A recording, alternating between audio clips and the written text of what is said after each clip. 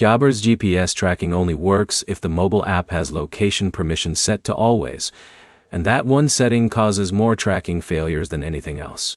By the end of this, you'll know how to fix Jabber GPS tracking, what usually breaks it, and how to test it before sending your team back into the field. Here's the direct answer.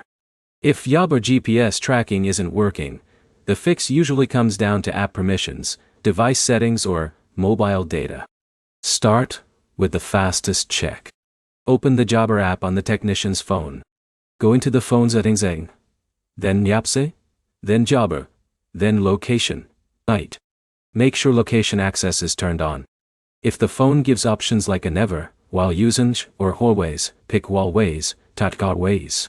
While using sounds fine, but Jabber can lose location updates when the app runs in the background. Next, check battery settings. Both iPhone and Android use battery optimization to shut down apps quietly. If Jabber gets put to sleep, GPS stops updating. Go to battery settings and remove Jabber from optimization or background restrictions. That fixes a lot of cases. Now check mobile data. GPS uses location satellites, but Jabber still needs internet to send that location back to your dashboard. If the phone has weak signal or no data, tracking can freeze. Look for LTE, 5G, or Wi-Fi before assuming the app broke. Next, make sure the technician is clocked in.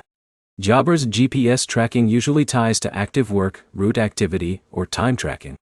If they're logged out or not on an active visit, the map may not update.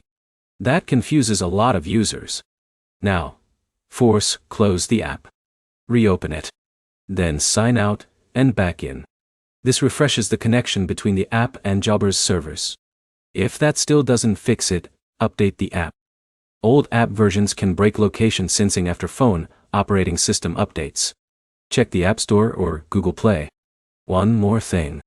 If multiple technicians have the same problem at once, it's usually not the phone.